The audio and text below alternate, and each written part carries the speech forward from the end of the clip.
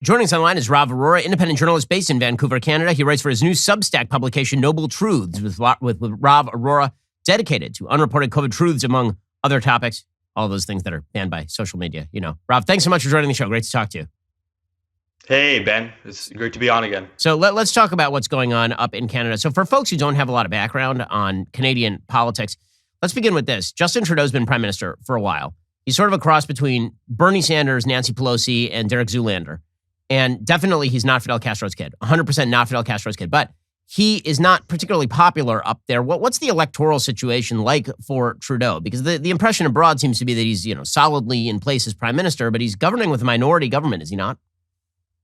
Yeah, it's a minority government. And listen, even among liberal sectors of the country, he's deeply unpopular with the various pieces of legislation that he's passed before.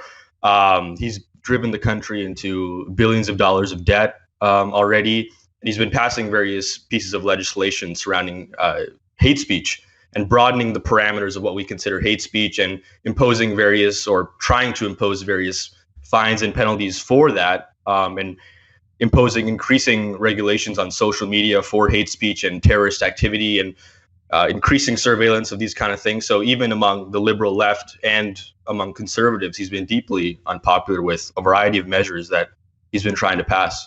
So if you watch the coverage of the Freedom Convoy on two separate networks, you will get two very separate impressions of what exactly the Freedom Convoy is. So if you watch conservative media, you will see truckers who are attempting to keep their jobs because they've basically been mandated to get the vaccine. They don't wish to do so.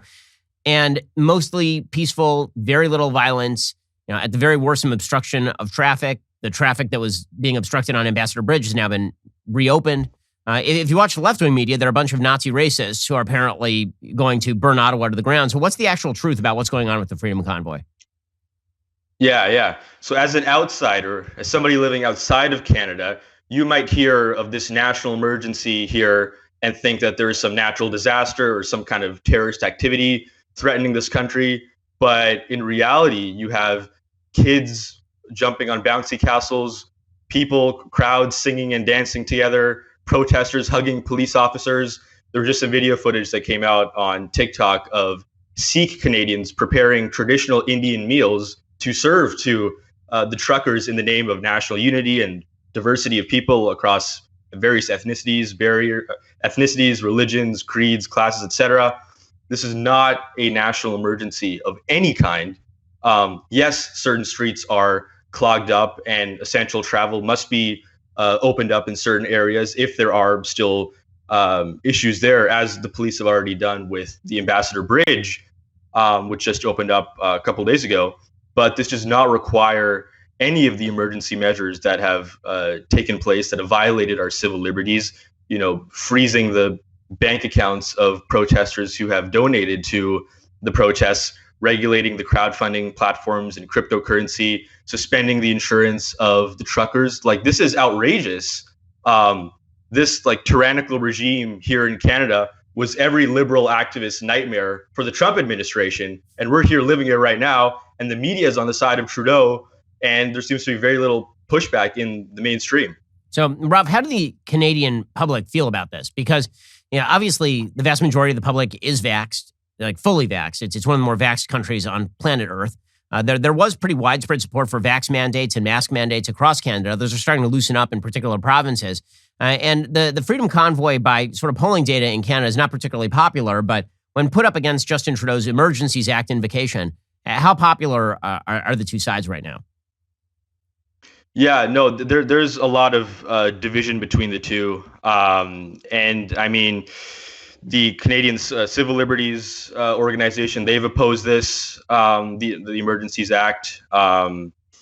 If you look at the various provincial leaders, they have opposed the Emergencies Act. Alberta, Saskatchewan, Manitoba have all said that our current law enforcement resources are more than sufficient to deal with these protests that are, again, totally peaceful, no violence of any kind, no looting, no destruction, nothing on the order of magnitude of the BLM riots you saw in the United States, or the various church burnings that happened in here in Canada a couple years ago.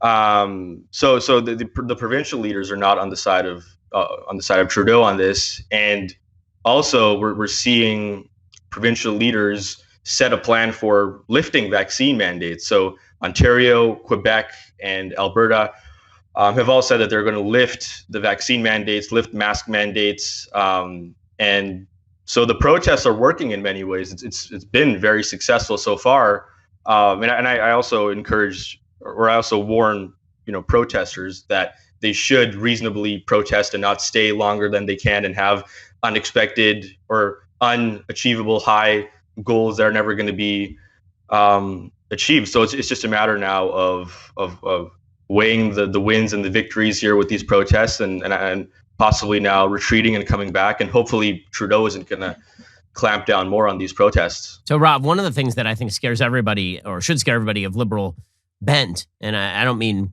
liberals and left, I mean classically liberal, is the bank crackdown. So obviously the Invocation of the Emergencies Act is pretty insane. I'm not sure that there's any legal basis for declaring a national emergency, as you've suggested.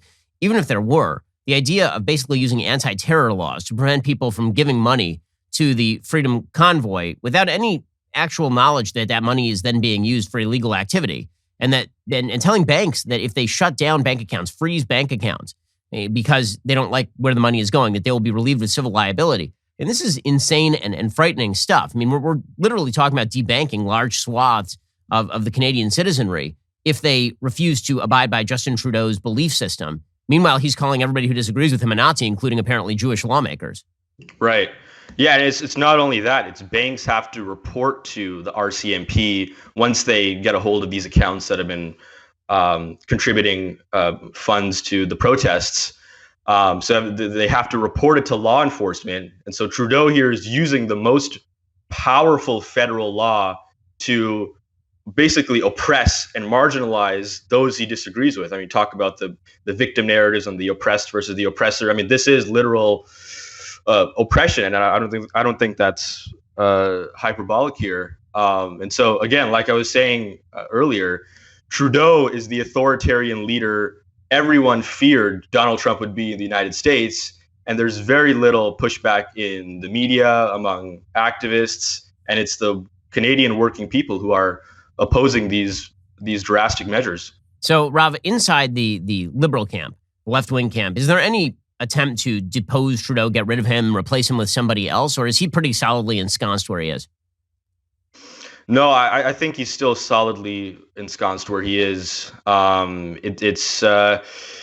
just a certain segment of the population that's already vaccinated that already kind of favors the status quo. There's a strong conservative pushback, which has been very weak before, with Aaron O'Toole, Andrew Scheer, the previous conservative leaders, who've been very lukewarm on the vaccine mandates. Our last Conservative Party leader, Aaron O'Toole, was about a very kind of progressive-ish conservative party that was very inclusive and wanting to bring people together and not having any kind of fierce opposition. And that whole project totally failed. It was a complete disaster.